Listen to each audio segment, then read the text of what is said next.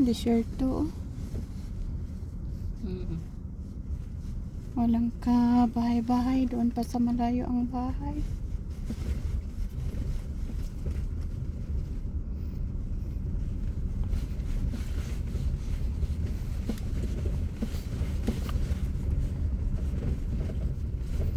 Dahan-dahan lang. Dahan-dahan lang. Diba, ang layo yung pinuntahan natin, no? Kanina doon sa pinanggalingan natin. Kala natin naiwan na tayo. Hindi, nauna pa rin tayo ba? Kaya nga, dati din, dyan din kami hindi ang maniho namin si Tamad, hindi ito ang maniho namin, kaya hindi niya alam din. Si Panot, si Tamad, tapos ako, si Minnie, si Ate Jo, yun lang. Paano tayo manguha ng seaweed niya? I don't know kung Ni anak. paano tayo manguha ng seaweed.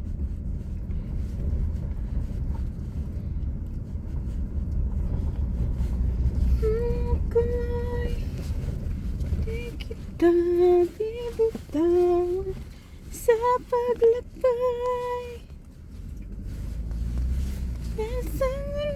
Pag pinilit ko siguro yung kulay-kulay ng buko, ganun din yung ulo ko. Kung magkulay-kulay ka pero pangit yan, ay maka-cancer yan.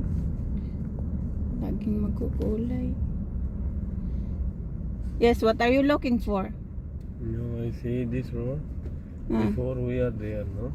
Yeah.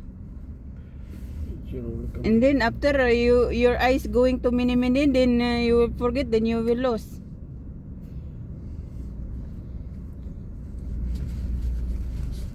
Going back again.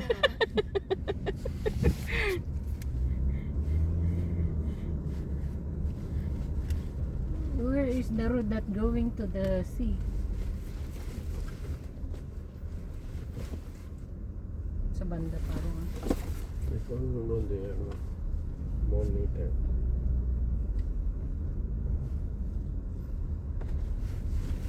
Nakasunod kami guys sa unang sasakyan.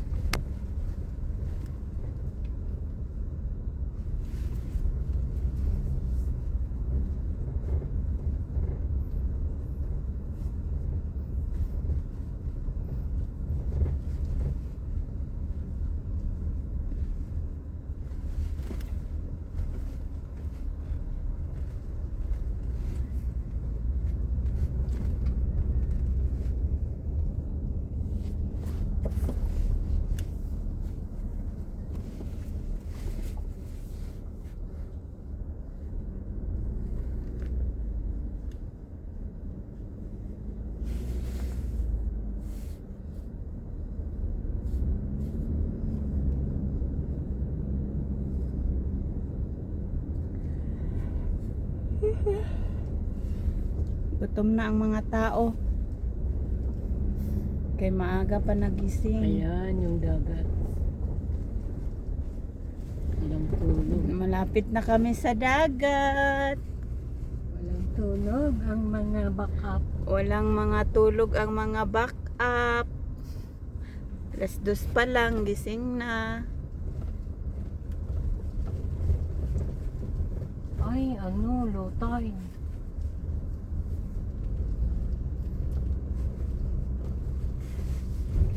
Nawala na yung mga nagkukuha ng alimasag kanina.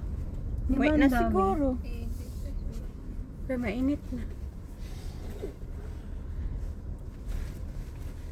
I-continue ang yung photoshoot. To the sea, to the sea. Ayun o, dagat. Maligo na tayo sa dagat. Maligo na tayo.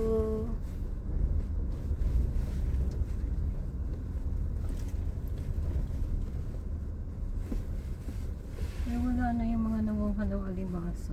Muwi na siguro yun. Bakit? Anong ibig sabihin yung red at saka green? Red at saka green? Tapos din Red nila. tide, green tide. Baka pag low tide, High tide. green, pag red, High tide. Low tide pag ano, red.